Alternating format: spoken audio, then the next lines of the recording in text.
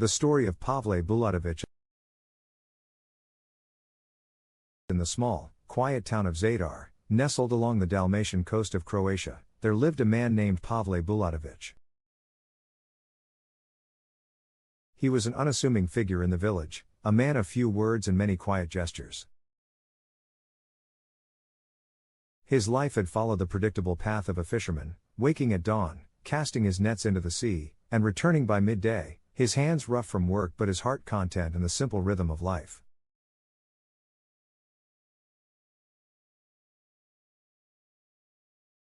Pavle was not rich, but he was known for his honesty and reliability. The villagers trusted him, especially for his ability to spot the weather before it arrived. His grandfather had passed down to him the knowledge of reading the winds and the waves, and Pavle took great pride in this. It was said that Pavle could tell exactly when a storm would hit, even when the skies were still clear. But something was changing in Pavle. He had started feeling restless, a sense of unease he couldn't shake. It began a few months ago, when his father, once a strong and proud man, fell ill, his vitality draining away in slow, agonizing days. Pavle had done his best to care for him, but it wasn't enough. His father passed in early autumn, and the weight of his loss hung heavily on Pavle's shoulders. The town still spoke of the way Pavle would sit by the sea in the evenings, staring out at the horizon for hours, lost in thought.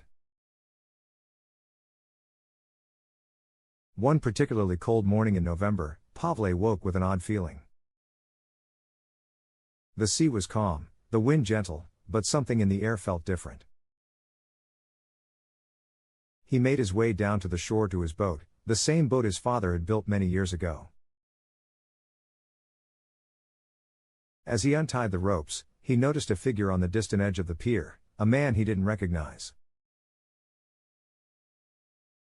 He looked out of place, his long coat flapping in the breeze, his expression solemn. But before Pavle could approach, the figure disappeared into the fog. Shrugging it off as an odd encounter, Pavle set out to sea, his boat cutting through the still waters. The early morning light shone through the mist, casting everything in a soft, surreal glow. The water was unusually calm, almost too calm. Pavle felt it in his bones, the sense of something impending. His instincts told him to be cautious, but the tranquility of the morning made it difficult to listen. As the sun climbed higher, Pavle reached the deep part of the bay where the fish were known to gather. He cast his nets, working with a methodical ease. Time passed, and the day wore on. But as he looked out to sea, a strange sensation crept over him, like someone was watching him from the shadows of the waves. It was an uncomfortable feeling, a sense of being observed, but there was no one in sight. Suddenly, his boat jerked violently, throwing him to the deck. The nets, once taut, now flailed like a wild creature, caught on something far heavier than any fish he had ever pulled up. Pavle struggled to regain control, his heart racing as he fought to keep the boat from capsizing. The struggle continued for what felt like hours, but it was only minutes before Pavle, exhausted and soaked to the bone, managed to pull the tangled nets aboard.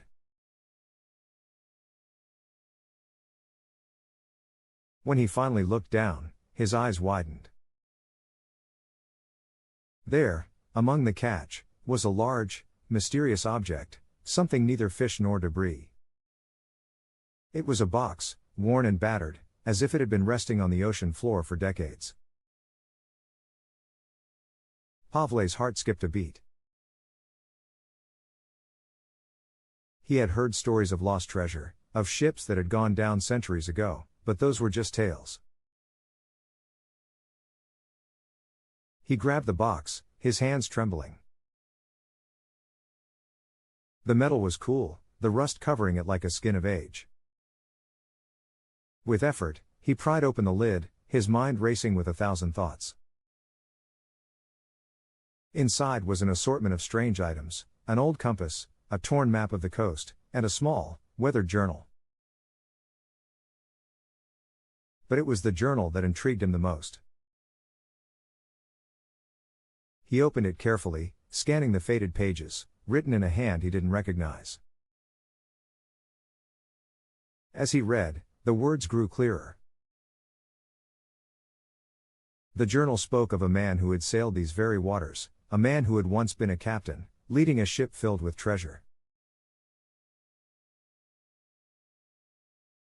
The ship, however, had been lost in a storm, much like the one Pavle had often warned the villagers about. The man in the journal, his name now lost to time, had written of an impending disaster, one that would affect not only the sea but the land itself. The last entry read, "The storm is not of nature, but of fate. We will see the dawn, but it will be the last for many." Pavle's mind raced as he absorbed the weight of the journal's contents. His hands shook as he closed it, and a wave of unease washed over him. It was then that he remembered the figure he had seen on the pier that morning. He had seemed to be waiting, watching. Was it a coincidence that the man had appeared just before he found the box? Was this some kind of warning?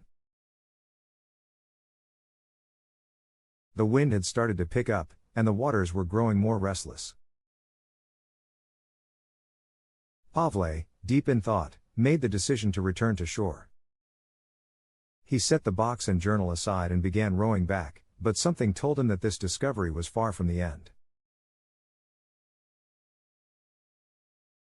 His gut churned with the sense that his life, and perhaps the fate of the town, was about to change forever. As he neared the shore, the sky darkened unnaturally fast, and a cold gust of wind swept through him. Looking up, Pavle saw the figure again, the same man, standing at the edge of the pier. But this time, there was something different in the air. The sea roared louder, and the waves crashed violently against the rocks. The man turned to him, his eyes cold and distant. "You're too late," the figure called out, his voice barely audible above the growing storm. "The sea has claimed its own." Pavle's heart raced as the storm erupted in full force. The boat lurched violently once more, and for the first time in his life, Pavle felt the weight of the sea as if it were alive, pulling at him, pulling at everything he knew.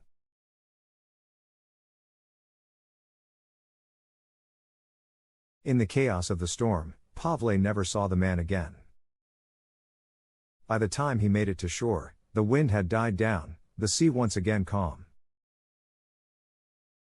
But the world felt different. The journal in his hands seemed to burn with an ancient knowledge, and Pavle knew, deep down, that the town would never be the same. He had unearthed something that could not be forgotten, and whatever fate awaited him now, it was tied to the secrets the sea had kept hidden for so long.